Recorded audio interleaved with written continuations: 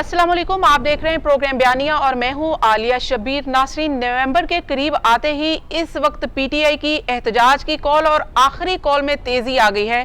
PTI इस वक्त final मराहल की तैयारियां कर रही है, लेकिन अहम सवाल यह है कि इस आखिरी एहतजाज की कॉल से वो क्या नतीजा हासिल करेंगे। इसके साथ साथ पीटीआई जो ऑडियो लीक्स के हवाले से सुप्रीम कोर्ट में दरखास्त दायर कर चुकी है और उनका मुतालबा है कि जुडिशल कमीशन कायम किया जाए। जुडिशल कमीशन सुप्रीम कोर्ट क्या बनाएगा, इसी तमाम मामलात पर बात करेंगे। मुझे आज के गेस्ट जो ज्वाइन करें उनका मैं आपसे तारुफ करूं। हमें ज्वाइन किया है पीएमएलएन के सीनियर रहनुमा सदीक अल फारूक साहब ने प्रोग्राम में हमारा साथ देंगे।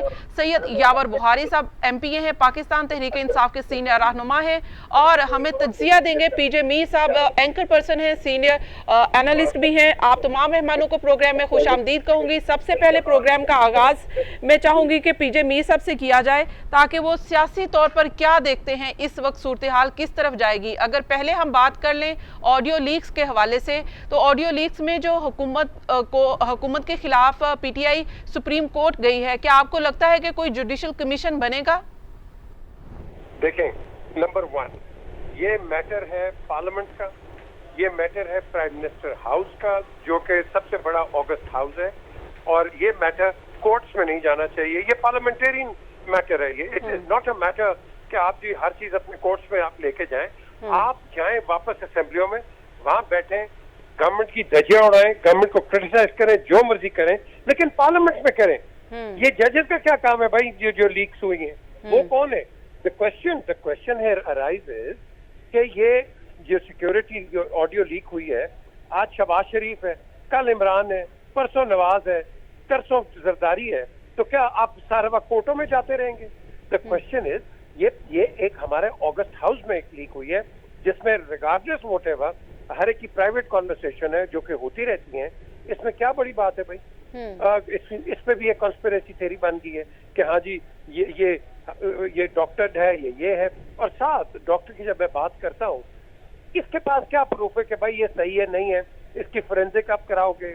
जी बिल्कुल, हुकूमत ने इसकी फोरेंसिक करने के लिए कह दिया है। हुकूमत इसकी फोरेंसिक जो खासकर इमरान खान साहब की ऑडियो आई है उसके ऊपर फोरेंसिक तहकीकात के लिए कह दिया उन्होंने। भाई देखो, फोरेंसिक अगर कर दिया तो क्या इसका क्या होगा? ये तो प्राइवेट कॉन्वर्सेशन है, तो प्राइवेट कॉन्वर्सेशन घरों में नहीं होती है। चले प्राइम मिनिस्टर हाउस में, हाँ वहां बिल्कुल एक रिजर्वेशन है कि जब प्राइम मिनिस्टर आज के जो है शहबाज शरीफ, अगर इनकी कोई कॉन्वर्सेशन है with the chief of the army staff, that is a grave thing. और सबसे पहले जिसने निकाली है, आप इसको ट्रेस करके इसको पकड़ो ना यार। आप इंक्वायरियों में चले गए, जिसने निकाली है इसको पकड़ें, इसको अरेस्ट करें, क्योंकि ये आपने इसका एग्जाम्पल बनाना है कि आपका सबसे बड़ा घर after the parliament is your prime ministers house, और उसके अंदर से अगर ये सिक्योरिटी ब्रीच है तो मैं तो समझता हूँ कि इसके अंदर अपनी आप इंटरनल इंक्वायरी कराएं। जज क्या कहेगा? Judicial inquiry.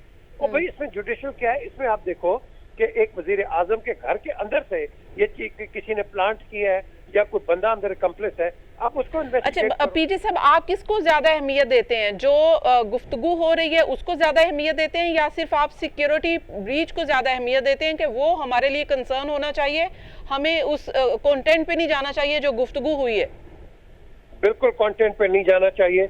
ये अपनी कॉन्वर्सेशन है, ये प्राइवेट कॉन्वर्सेशन है, राइट। इसमें कोई बड़ी बात नहीं है। सदीक अल फारूक साहब, क्योंकि पीएमएलएन तो ये कह रही है कि देखा साइफर के मामले पर पीटीआई सियासत कर रही थी और जो ये ऑडियो लीक हुई है उसको पीएमएलएन सियासी तौर पर पीटीआई को तनकीद कर रही है कि ये देखें जी, आपने तो कहा कि हम इसके ऊपर खेलेंगे, ये तो मीटिंग के मिनट्स थे जिसको आपने एक साइफर और एक लेटर करार दे दिया।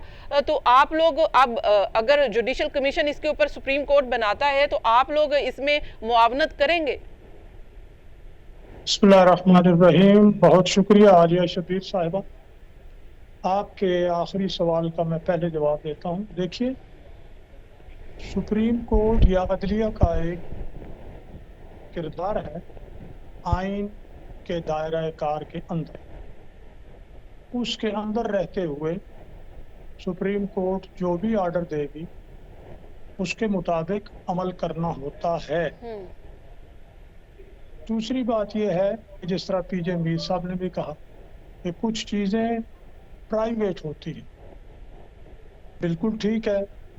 लेकिन सवाल ये पैदा होता है कि वजीर आजम हाउस के अंदर अगर टेलीफोन पर वजीर आजम की बात होती है प्राइवेट भी, जिसमें जो सामने आया उसमें अल्हम्दुलिल्लाह कोई जुर्म भी नहीं है, बल्कि वजीर आजम साहब की जो मेरिट पे बात करना और ये सारी ये सामने आ गई है।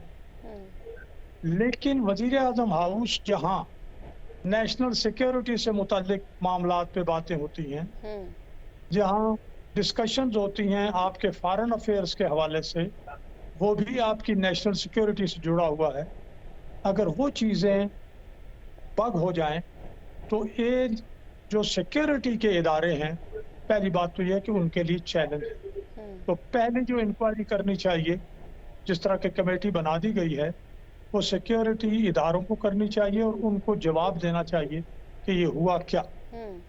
दूसरी बात इसमें ही जो शामिल है, वो तो पीटीआई के हमारे दोस्त तो चले गए सुप्रीम कोर्ट, लेकिन ये जो केबल का मामला है, बतौर प्राइम मिनिस्टर इमरान खान ने केबल जो फॉरेन पॉलिसी से जुड़ा हुआ है, नेशनल सिक्योरिटी से जुड़ा हुआ है, उससे खेलना, उसको मिसयूज करना, उस पे कमेटी बनाना, वो अपना लोगों को, अपने लोगों को, फॉरेन मिनिस्टर को, प्रिंसिपल सेक्रेटरी को, फॉरेन सेक्रेटरी को बुला के उसे एक खास रुख देना, अमेरिका से ताल्लुकात खराब करना, ये सारी चीजें, और बैन अवी दुनिया को ये पैगाम देना कि पाकिस्तान में वज़ीर आज़म लेवल के लोग भी ये काम करते हैं, ये कौमी मफादात और नेशनल सिक्योरिटी से खेलना है और नुकसान पहुंचाना है।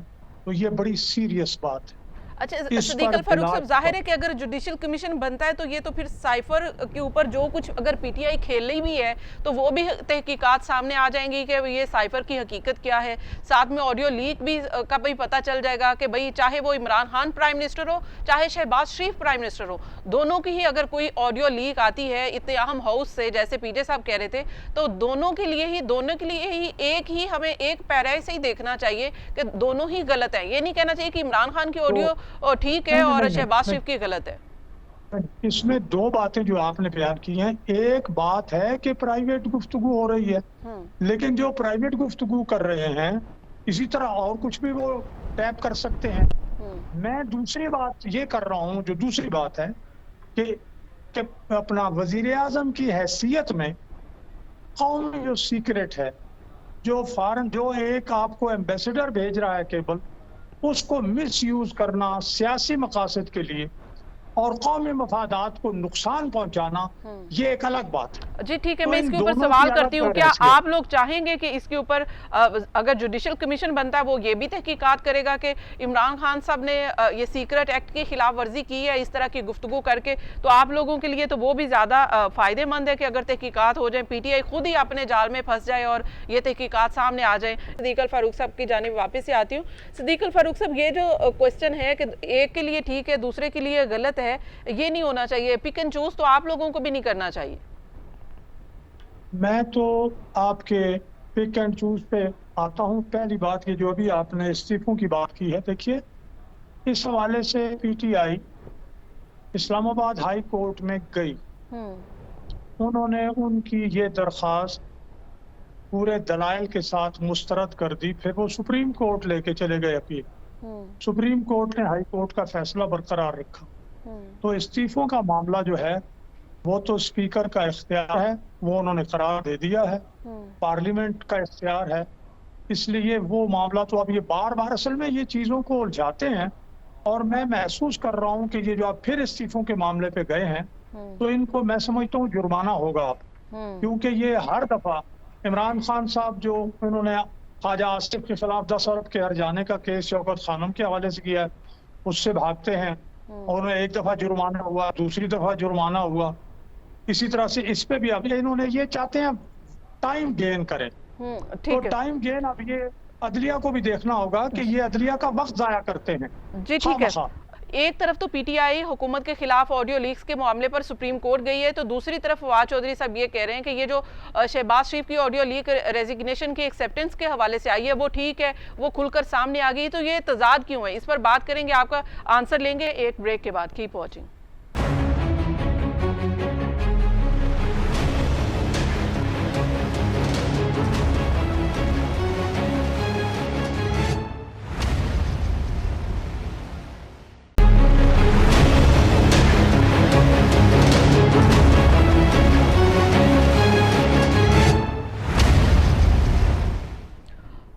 बैक नाज़रीन, प्रोग्राम में एक बार फिर से खुशामदीद। अब मैं चाहूँगी कि सैयद यावर बुखारी साहब इसके ऊपर कमेंट कर दें कि एक तरफ तो ऑडियो लीक्स के मामले पर पीटीआई सुप्रीम कोर्ट चली गई है, जुडिशल कमीशन का मुतालबा कर रहे हैं, तो दूसरी तरफ फवाद चौधरी साहब कह रहे हैं कि जो शहबाज शरीफ की ऑडियो लीक है वो दुरुस्त है और वो जो उन्होंने कहा अब वो इस्तीफों का मामला खुलकर सामने आ गया। ये तजाद क्यों है यावर साहब? बिस्मिल्लाहिर्रहमानिर्रहीम, अल्लाहुम्मा सल्ली अला मुहम्मद व आले मुहम्मद वाजिल फरजहुम। देखिए, सबसे बड़ी बात तो वो पीजे मीर साहब ने की, जिससे मैं इत्तेफाक करता हूँ कि ऑडियो लीक से खुद परेशान कुन मसला है कि प्राइम मिनिस्टर का दफ्तर या प्राइम मिनिस्टर का घर ये बग कैसे हुआ। ये कहीं ना कहीं हमारा फेलियर है। दुनिया में ये होता है, ये नहीं कि अमेरिकन प्रेसिडेंट का ऑफिस बग नहीं होता है या रशियन प्रेसिडेंट का या ब्रिटिश प्राइम मिनिस्टर का बग नहीं होता है। अमेरिका की जो एम्बेसी थी रूस में, 25 साल रूस ने उसको बग किया, 1947 से लेकर 25 साल। ये बगिंग हमारे दुश्मन, हमारे वो लोग जो फायदा उठाना चाहते हैं, बगिंग वो कॉन्स्टेंटली कोई ना कोई हथियार इस्तेमाल करते हैं। हमारी एजेंसीज का काम है कि इसको डीबग करके रखें और ये बहुत जरूरी होता है, वरना ये हमारा इंटेलिजेंस फेलियर होता है कि जब हमारा प्राइम मिनिस्टर का ऑफिस बग हो जाए। अच्छा, ये यावर साहब ठीक है, अगर इसको ऑडियो लीक्स इमरान खान साहब की जो हुई है, इसको आप कम से कम पीटीआई इसको ऑन तो करती है कि ये जो भी ये साइफर है ये सिर्फ और सिर्फ मीटिंग के मिनट्स हैं, इसके अलावा कोई लेटर नहीं है, ये वो मीटिंग के मिनट्स हैं जो मीटिंग हुई है, जो गुफ्तगू हुई है। आप मुझे इतना जरा बता दें कि कौन सी बेवकूफ दुनिया की हुकूमत है कि जो खत लिखेगी। वो तो वर्बली बोलते हैं, ये तो फिर भी साइफर है। हमारे एम्बेसडर ने कोडेड जबान में लिख के भेज दिया कि वो लोग कह रहे हैं कि अगर इनको तुम लोग अदम एतमाद के जरिए हटाओगे तो हम पाकिस्तान को माफ कर देंगे। मतलब अमेरिका की वो कहते हैं ना कि हम लोग अगर मानेंगे तो अमेरिका सबसे बड़ी ताकत है, अगर हम अपने अकीदे पे जाएंगे तो अल्लाह सबसे बड़ी ताकत है। मतलब अभी अमेरिका वाले हमें धमकियां दें, 1947 से ये दुनिया की हुकूमतें हटा रहे हैं, बना रहे हैं, इसके अंदर हम जैसे लोग सारे मुलव्विस हैं। अच्छा यावर बुखारी साहब, एक चीज मुझे बताइएगा, जो भी जाहिर है सुपर पावर है या कोई जो भी आपका अगर दुश्मन मुल्क भी हो, जो कोई भी है, मेरा एक सवाल सुन ले, अगर कोई भी अगर मुल्क है, सुपर पावर है, कोई बड़ा तरक्की याफ्ता मुल्क है, वो तरक्की पजीर ममालिक से गुफ्तगू करता है तो वो उसके ऊपर अपने फैसले मनवाने के लिए प्रेशराइज करता है, तो ये तो पहले भी होता है। हाँ, वो खत नहीं लिखता है, वो साइफर होता है और वो सिर्फ वर्बली भी कई दफा काफी होता है कहना। हमारी नेशनल सिक्योरिटी काउंसिल की जो मीटिंग हुई थी, उसके बाद डीजीआई एसपीआर का जो पहली प्रेस ब्रीफिंग थी, उसके अंदर उन्होंने बड़ा क्लियरली कहा था कि मुदाखलत हुई है। और आपके जितने इंटरनेशनल आपके जो एम्बेसडर्स रहे हैं, इंटरनेशनली काम करते रहे हैं, उस दिन मेरे साथ अहमद मुनीर साहब थे, गालिबन एम्बेसडर रहे हैं, वो कहते हैं मुदाखलत तो हुई है, प्रेशराइज तो हुए, क्योंकि पीटीआई की हुकूमत से उनको प्रॉब्लम ये था कि हम लोगों ने अमेरिका के बजाय रूस की तरफ और चीन की तरफ देखना ज्यादा शुरू कर दिया था। ये हमारी अपनी मर्जी है ना कि हम ईरान से तेल ले ना ले, रूस से तेल ले ना ले, हमें तो अपनी आवाम के लिए चीजें आसान करनी है। देखिए, जहां तक बात आती है कि भाई जैसे आप लोगों ने बात की कि फवाद चौधरी साहब कह रहे हैं कि ये सही है, वो जब बात कह दी है कि जुडिशल कमीशन बने, वो इसको चाहे फोरेंसिक करवाए चाहे जैसे करवाना चाहती है, उनको फोरेंसिक करवाना चाहिए। अच्छा, अगर इसको यावर साहब मान भी लिया जाए ये हकीकत है, अगर इस कर रहा हूं, जी ठीक है, अगर साइफर को मान भी लिया जाए ये हकीकत है, अगर इसको मान भी लिया जाए, लेकिन उसको सियासत उसके ऊपर करना और आपके अहम जो कौमी मामलात हैं और इस तरह के जो आपके सीक्रेट्स इशू होते हैं उनको इस तरह पब्लिक करना, क्या वो सही है? तो भुट्टो साहब ने जो खत दिखाया था वो सही किया था। आज तक दुनिया उसकी तारीफें कर रही है कि भुट्टो साहब ने बड़ी जुर्रत दिखाई थी। ये कोई बातें करने की इमरान खान ने किया तो गलत है, भुट्टो साहब ने किया तो क्योंकि उनको जुडिशियल मर्डर उनका हुआ था तो वो सही है। देखिए, ये बात नहीं होती है, आपको अपनी लेकिन यावर साहब कौन से खत की बात कर रहे हैं जो भुट्टो साहब ने दिखाया, और किस खत की बात करें? देखिए, हेनरी किसिंजर ने खत लिखा था, मैं खुद मेरे ख्याल 6वीं 7वीं में था, पिंडी में आके उन्हें बाजार में वो खत लहराया। दुनिया आज तक तारीफ करती है, भुट्टो ने बड़ी दिलेरी की। मैं तो उसका चश्मदीद गवाह हूँ उस चीज का। हम लोग 6वीं 7वीं में होते थे। लेकिन भुट्टो ने वो खत जो आप कह रहे हैं कि हेनरी ने जो खत लिखा था वो भुट्टो को नहीं लिखा था, उन्होंने याया को लिखा था, जहां तक मेरी मालूमात है। हो सकता है मैं पीजे चले उस टाइम पे याया खान नहीं था, उस टाइम पे याया अच्छा, खान मैं था, पीजे याया साहब खान पीजे था साहब 1970-71 में ना, भुट्टो साहब की जब हुकूमत वो जो 9 सितारे बने थे, जिसके अंदर ये जो आजकल सारे पीपल्स पार्टी और नून के आसपास है, ये लोग सारे मुलविस से अलावा पीपल्स पार्टी की हुकूमत को गिराने में। तो इन लोगों की तो आदत है गिराना, इन लोगों की आदत है दुश्मनों के साथ मिलके उनकी आकाओं की बातें सुनना। अच्छा पीजे साहब, मैं चाहूंगी चले अगर खान साहब ने साइफर को पब्लिक किया है तो बिल्कुल सही किया। वो इसलिए कि हमें ये पता लगे कि हमारे जो इदारे हैं किस तरीके से अमेरिकी प्रेशर के अंदर बकल इन करते हैं, ये दब जाते हैं। क्यों दबते हैं भाई? जी ठीक है पीजे साहब, मांग के खा ये रहे हैं, पाकिस्तान की तारीख है। जैसे अभी यावर साहब कह रहे हैं कि भुट्टो को भी वो कह रहे हैं कि जहां तक मालूमात है कि ये तो भुट्टो साहब को नहीं लिखा गया था, ये याया को, लेकिन यावर साहब कह रहे हैं कि भुट्टो को ही लिखा था ही नहीं। जी, वो कह रहे हैं कि ये भुट्टो को ही लिखा था। और अगर अब उन्होंने ये खत किसको लिखा है, ये वो किसको ये कह रहे हैं कि सफीर को किसको कह रहे हैं कि सफीर जाके किसको कहे कि ये हुकूमत को गिराएं और घर भेजें, ये भी एक क्वेश्चन मार्क है। जाहिर है कि इसका इमरान खान साहब भी जवाब मांगते हैं और हम भी कहते हैं कि ऐसा नहीं होना चाहिए, लेकिन अब उसकी हकीकत भी कौन बताएगा कि ये ऐसा होता है और अब भी ऐसा है। देखें, नंबर 1, पूरी दुनिया को पता है कि अमेरिका जो है ये हुकूमतें गिराती है और बनाती है, पूरी दुनिया। शाह फरान को कौन लेके आया, सदाम हुसैन को कौन लेके आया, हाफिज अल असद को कौन लेके आया? ये बनाते हैं और गिराते हैं। ये कदाफी को ले लो आप। द क्वेश्चन इज, ये पाकिस्तान में भी किया है इन्होंने, भुट्टो के साथ भी किया है इन्होंने, अयूब खान के साथ किया इन्होंने किया है, इन्होंने नवाज शरीफ के साथ किया है, इन्होंने जनरल मुशर्रफ के साथ किया है, हर एक के साथ किया है। बोला कोई नहीं हमारे अंदर से, बोला तो सिर्फ यही बोला है, इमरान खान बोला है। बाकी एक बंदा पाकिस्तान को न्यूक्लियर पावर बनाता है और उसकी हुकूमत चली जाती है, ये क्या मजाक है? मुझे बताए ना। Because the American didn't like it, so उसको निकाल दिया नवाज शरीफ को। द क्वेश्चन इज, उसके फिर चार्जेस ये लगा दिए, वो लगा दिए, फलाना कर दिए। चले वो तो समझ में आती है ना पीजे साहब के, वो तो एटमी धमाका किया नवाज शरीफ साहब ने, इसलिए उसको निकलवा दिया। लेकिन खान साहब ने तो ऐसा कोई मुझे बता दें सिवाय एक रूस के दौरे के कि उसमें से हमें कुछ मिला भी नहीं। देखें प्लीज, वो खड़ा हो गया, उसने खुददारी का आपको एक मैसेज दिया, उसने गुलामी से आपको हटाने का मैसेज दिया। आप इसमें बात करो ना यार, उसने करना क्या है? लेकिन अगर यही बात है तो दूसरी तरफ इमरान खान साहब फिर डोनाल्ड से माफी क्यों मांगते हैं, जिसने मुलाकात की, जिसने ये साजिश की, और उसी अमेरिकन से आप माफी मांग लेते हैं, वो तब सही हो जाता है। कब मांगी है जी? माफी कब मांगी है? नहीं, माफी शाफी कोई नहीं मांगी, ये गलत बात है। ये गलत मिसकंस्ट्रू करना है। माफी मांग ली, कोई माफी शाफी नहीं मांगी। वो एक अंडर सेक्रेटरी क्या है, जिस तरह बाउचर ने किया था जनरल मुशर्रफ के साथ, उसने ये कर दिया। द क्वेश्चन इज, उनके ऑपरेटर्स होते हैं, इनका मोडस ऑपरेंडी होता है हर एक को। आज शहबाज शरीफ इनको पसंद नहीं आएगा, आज ये देखो ना, ये इन्होंने ये कहां से प्लांट किया है। I blame CIA for all this. लेकिन जो अभी बुखारी साहब बात करें, it is a national security concern, और हमारी इंटेलिजेंस एजेंसीज को जरा खबरदार हो जाना चाहिए और काउंटर मेजर्स इसके लेने चाहिए। छोड़ दें इंटरनल पॉलिटिक्स क्या हो रहा है, इमरान ने क्या कहा या शहबाज ने क्या कहा, forget all of that. Worry about your national security. Because tomorrow अगर आप इसी में उलझे रहोगे तो कल अगले प्राइम मिनिस्टर के साथ भी मैं समझता हूँ और गंद हो सकता है। How do we know कि अगर ये 100 GB का डेटा आपके पास आ गया है, ये पुरानों का नहीं है? How do we know इसमें कहीं नवाज शरीफ को डाला हो, इन्होंने जरदारी को डाला हो, मुशर्रफ को डाला हो? How do we know that?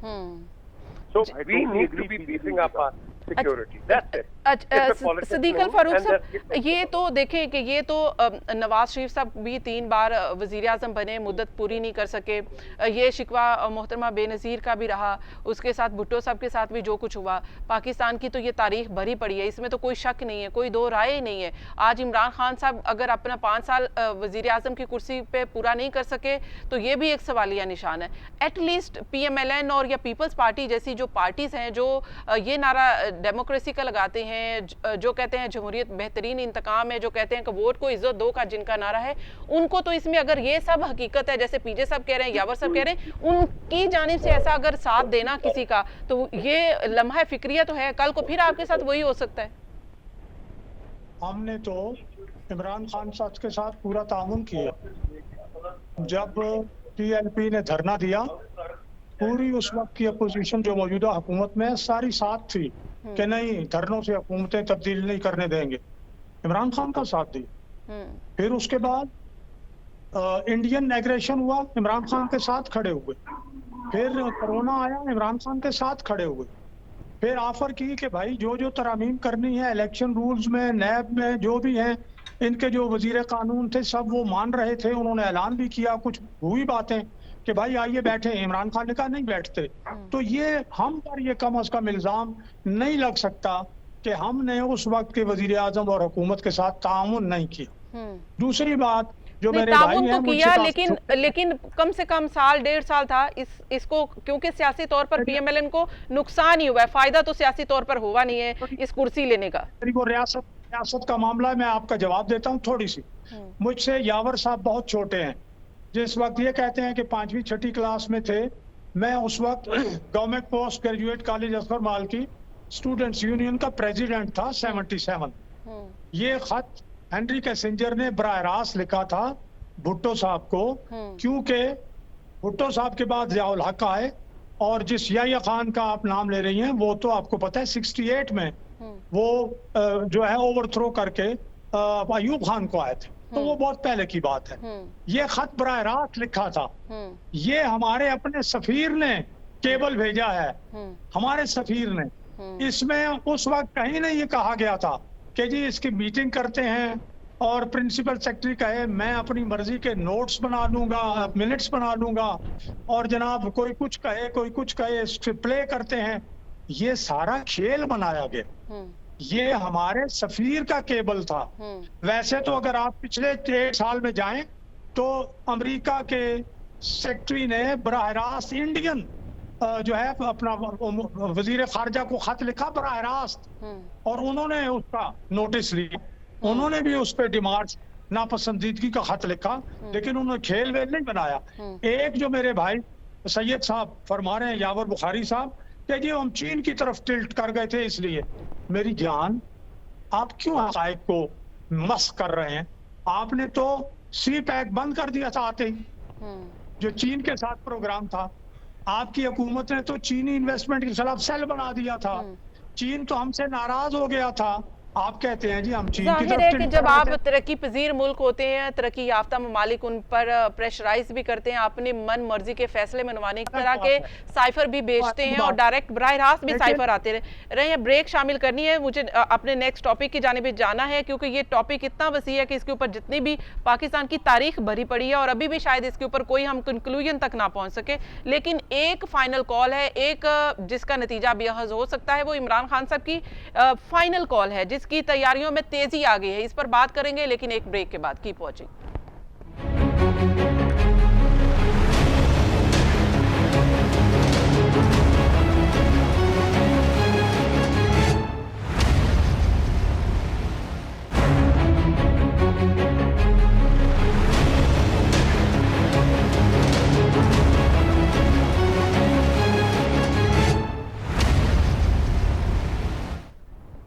Welcome back नाज़रीन, प्रोग्राम में एक बार फिर से खुशामदीद। अब बात करेंगे इमरान खान साहब की फाइनल कॉल में जो तेज़ी आई है उसकी वजह क्या नवंबर का आगाज़ है, और क्या वो वाकई ही फाइनल कॉल से अपनी मर्जी का कोई नतीजा ले सकते हैं, उनके पास कितना मार्जिन है। यावर बुखारी साहब के आपको नहीं लगता कि बहुत देर हो गई है? इस वक्त 2.5 माह से हम देख रहे हैं कि फाइनल कॉल आनी थी, वो नहीं आ सकी, और अभी फाइनल कॉल के लिए तेज़ी आ गई है और नवंबर का आगाज़ ही हुआ है। तो आखिर क्या वजह है कि ये अब एक बार फिर कॉल देने की तैयारी हो रही है? ये क्या कोई प्रेशर टैक्टिक्स है, क्या है? नहीं जी, कोई प्रेशर टैक्टिक्स ऐसा नवंबर के हवाले से कुछ भी नहीं है। प्रेशर टैक्टिक्स यही है कि हुकूमत इलेक्शन अनाउंस करे, क्योंकि जब तक आपकी सियासी स्टेबिलिटी नहीं होगी, आपकी इकोनॉमिक स्टेबिलिटी नहीं आ सकती। ये इसाकदार साहब जो आए हैं ना, कि इनके बारे में तो वो मुझे तो सर आप आने देना, तो मार्जिन तो दे दें हुकूमत को। चले जो कुछ भी हुआ भूल जाएं, इमरान खान साहब वजीर आजम नहीं है, चले भूल जाएं, लेकिन आपकी दो सूबों में हुकूमत है। सुन लें, वो मुझे बड़ा मशहूर एक पुराना गाना याद आ गया, जो बचा था वो लुटाने के लिए आए हैं।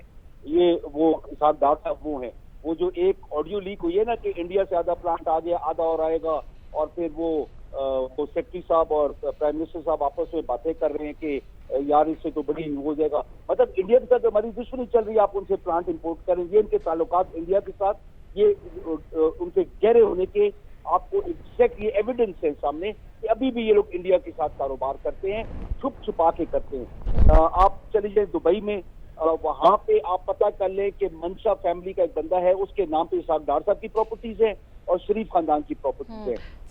सर ये तो छोड़ ही देना, अभी देखिए मरियम बीबी को जिसमें सजा हुई है वो रिहा हो गई है। आप बात सुने ना, मुझे समझ नहीं आती, आप पता नहीं जब मैं इनके बारे में बात खोल रहा हूँ तो आप नहीं सुनती हैं।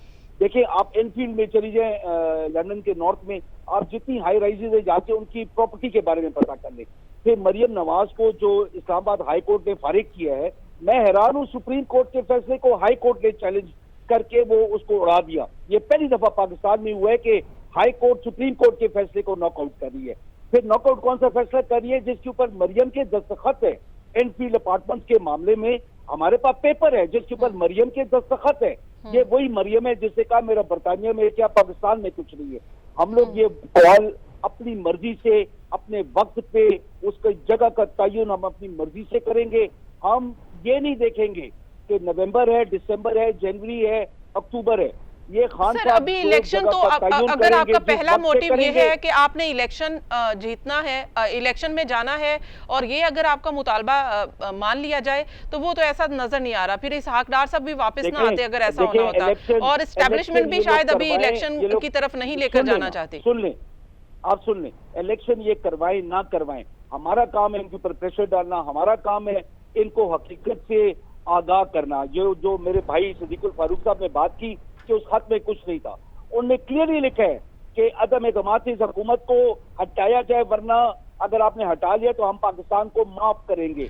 लेकिन यावर बुखारी साहब इसके बहुत सारे आई विटनेस हैं, जिस तरह से उस वक्त के सफीर असद मजीद हैं, आजम खान जिनकी ऑडियो में जिनका नाम है, जो इस सारी मैनिपुलेशन या इसको मिनट्स को लेटर में कन्वर्ट कर रहे थे, वो भी आपने उनको भी प्रमोट करके वर्ल्ड बैंक भेज दिया।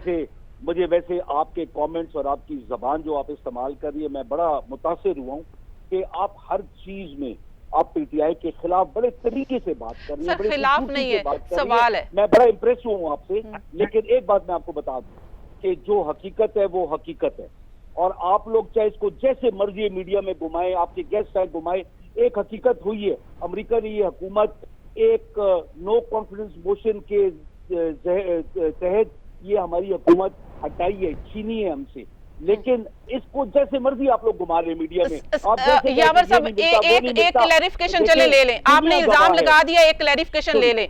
मैं आपको अपने प्रोग्राम के प्लेटफॉर्म से ये बात बता रही हूँ कि मैं इसके भी खिलाफ हूँ कि नवाज शरीफ को मुद्दत पूरी ना करनी दी जाए। मैं इस बात के भी खिलाफ हूँ कि इमरान खान साहब को मुद्दत पूरी नहीं करने दी गई। आगे सवाल आगे बिल्कुल सवाल को आप किस तरह से लेते हैं, मैं तो सिर्फ आंसर कह रही हूँ कि इसका आप आंसर दे दें। देखिए मैं जब भी क्लैरिफाई करने की कोशिश करता हूँ, आप बीच में कोई ना कोई चलें आपके पास टाइम है जी, ठीक है, क्लियरली सुन लें। जी। देखिए साइफर आया है, हमारा सफीर लिखता है कि मुझे ये उसने बोला है कि हम तुम्हें तब माफ करेंगे कि नो कॉन्फिडेंस मोशन के थ्रू ये हटा देंगे। ये कहते हैं कि सीपैक हमने बंद किया, मतलब जानबूझ के झूठ बोलने का मेरे पास कोई इलाज नहीं है। जाके चाइनीज से पता कर ले और उनसे पता कर ले कि सीपैक को हमने कितना एक्सपैंड कर रहे थे, हम सीपैक को कितना पाकिस्तान के मफाद में लेके जाते। सीपैक ये है कि आप पावर हाउसेज लगा ले, आप लाहौर में जाके मेट्रो लगवा ले। सीपैक तो ये था ही नहीं। सीपैक जो था एक राहदारी थी और उसके आसपास इंडस्ट्रियल जोन थी, उसकी प्रोटेक्शन थी, जो हम लोगों ने पूरा किया। अभी हाईवेज बनने में टाइम लगता है, आपकी इंडस्ट्रियल जोन बनने में टाइम लगता है। चाइना की इंडस्ट्री सारी यहाँ पे शिफ्ट हो रही थी।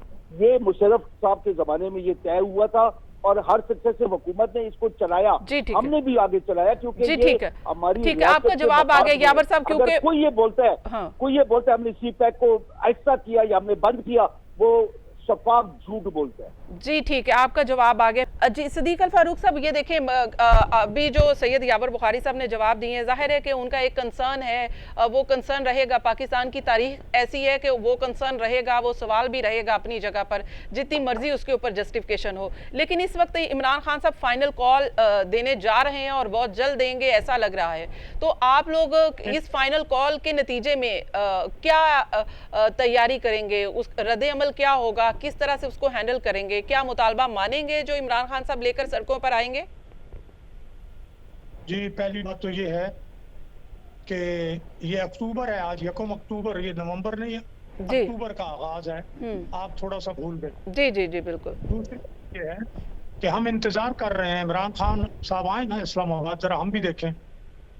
25 मई की उनके यहाँ लॉन्ग मार्च से उनका ज्यादा बुरा हशर होगा, उन्हें आने तो दें। और दूसरी बात यह है कि हम साजिशियों, कौमी मफादात से खेलने वालों और करप्ट लोगों का, जिन्होंने 40 अरब की करप्शन की सिर्फ अपना कोरोना के जो गैर मुल्की इमदाद आई है, और फिर ऑडिटर जनरल की रिपोर्ट छुपा दी। किसने छुपाई? वजीर आजम इमरान खान ने। फिर किसके दबाव पे निकाली? IMF के निकाली, फिर गायब कर दी 40 अरब। बाहर से 40 अरब रुपए बरतानिया ने भेजा, काला धन, कि ये हुकूमत पाकिस्तान का है। इमरान खान ने उसकी बंदरबांट कैसे की पता चले। फिर इन्होंने नैब के कवानीन में ऑर्डिनेंस के जरिए तरमीम की, और हेलीकॉप्टर केस और जितने KPK में केसेस थे, चाहे वो मेट्रो, फ्लावर मेट्रो हो और चाहे और केसेस हो, चाहे वो बिलियन ट्री सुनामी हो, सब में अपने आप को निकाल लिया, वज़राए आला को निकाल लिया, काबीना के लोगों को निकाल लिया, और कौन रह गया पीछे? सिर्फ अपोजिशन। ये ईमानदारी की बात करते हैं और ये कहते हैं जी इमरान। और वो आदमी जो नारे मारता था कि जिनकी ऑफशोर कंपनियां हैं वो हराम का पैसा है, जब अपनी कंपनियां सामने आ गई ऑफशोर, तो कहने वो जी मैंने तो टैक्स बचाया है। फिर जनाब, अच्छा सिद्दीक फारूक साहब, टॉपिक के ऊपर अगर रहे ना, ठीक मैं है, जवाब दूंगा जरा जी, लेकिन सारी आप बातों का मैं जवाब दूंगा। इस तरह से PTI के इस एहतजाज को, फाइनल कॉल को कैसे रोकेंगे? पर जो 1 मिनट, जो बुखारी साहब ने की है, मेरे भाई, जो बात आप कर रहे हैं उस पे दिसंबर 19 में आसिफ जरदारी साहब ने ऐलान किया प्रेस कॉन्फ्रेंस में कि हम इस हुकूमत को अदम एतमाद से हटाएंगे, नंबर 1। नंबर 2, इमरान खान का बयान इन्हीं दिनों कि मुझे तो अक्टूबर 21 में पता चल गया था मेरे खिलाफ ये अदम एतमाद ला रहे हैं। 2, नंबर 3, ये कहना कि इस केबल की तारीख बदल देते हैं, 8, 9 या कुछ कर देते हैं। तो इसलिए मैं ये अर्ज करूंगा, तारीख भी आप तब्दील करें, मर्जी के माने भी उसी पहनाएं, इसे सियासी बना देते हैं। आवाम नहीं समझते, इसलिए हम यूं कर देंगे। सिद्दीक फारूक साहब, तो कुछ भी है, जो कुछ भी है, आप जो कुछ भी मैं हुआ, जवाब लेकिन दूंगा, सियासी काफी फायदा टाइम ले मिल लिया, सियासी फायदा हो गया PTI को, इसका पॉपुलैरिटी की पीक पर आ गए, अब वो एहतजाज की कॉल देने जा रहे हैं फाइनल। अभी मैं जवाब देता हूं उसका। खेले हैं, अब इन्होंने फॉरेन पॉलिसी को नुकसान पहुंचाया है, नेशनल सीक्रेट्स और इसके साथ साथ नेशनल सिक्योरिटी को नुकसान पहुंचाया है। सड़कों पर आने जाने इसका जवाब ही नहीं दे रहे, आप लोग क्या करेंगे? इंक्वायरी के बाद जी सिद्दीक फारूक साहब, फाइनल कॉल के ऊपर आप जवाब ही नहीं दे रहे कि आप लोग क्या करेंगे? क्या हम इंतजार कर रहे हैं ये आए, और हम इनका बिल्कुल जो आइन और कानून हमें इख्तियार देता है उसके साथ पूरी तरह से इनका इस्तेमाल जी ठीक है, मुझे क्लोजिंग की जानिब जाना है। यावर साहब, लास्ट कमेंट कर दीजिएगा इन फ्यू सेकंड। अच्छा, मसला ये कि सिद्दीकुल फारूक साहब ने कहा कि ये लोग आए, हमें इंतजार है, हम 25 मई से इनका हशर उससे ज्यादा बुरा करेंगे। मैं इनको चैलेंज करता हूँ कि PMLN खड़ी हो जाए, हम जब आए, खुदा की कसम ये लोग जो जुल्म हमारे ऊपर करेंगे, हम इनको वहां पे वो सबक सिखाएंगे। ये लोग खाना जंगी की तरफ लेके जा रहे हैं। ये लोग अपनी बदमाशी जो राना सनौल्ला वाली है, ये समझते कि ये धमकियां, गीदड़ बक्कियां दे के हमें डरा लेंगे, हम इनका हशर नशर करके रख देंगे अगर हम खान ने हमें इजाजत दी। ये लोग समझते नहीं है, ये लोग खेल किसके साथ रहे हैं? ये लोग अवाम के साथ खेल रहे हैं। ये उस अवाम के साथ खेल रहे हैं जो 3-3 लाख 4-4 लाख खान साहब के दरसों पे आते हैं। ये लोग भूल चुके हैं कि नवाज शरीफ एक मफरूर, एक करप्ट इंसान है। ये वो टोला है कि जो पाकिस्तान को लूटता रहा है, और इन लोगों ने अरबों डॉलर्स की कमाई इन लोगों ने लंदन और अमेरिका में जमा करी हुई है। ये फोर्ब्स मैगजीन कहती है कि नवाज शरीफ ने 32 अरब डॉलर पाकिस्तान से लूटा है, शहबाज शरीफ ने 27 अरब डॉलर पाकिस्तान से लूटा है। चाहे फोर्ब्स को जी बिल्कुल, बहुत ये तवील फहरिस्त है जो कभी खत्म नहीं हो सकती, इल्जामात और करप्शन की दास्तान की। लेकिन PMLN को तो एक एक करके केसेस उनके खत्म हो रहे हैं। PTI एक बार फिर सड़कों पर आने जा रही है। इन सड़कों पर आने का नतीजा क्या हो सकता है? ये यकीनन अगर कोई खतरनाक सूरत हाल पैदा होती है तो पाकिस्तान और मुल्क के लिए यकीनन नुकसानदेह होगी। आज के प्रोग्राम का वक्त खत्म हो गया, मुझे दीजिए इजाजत, अल्लाह हाफिज।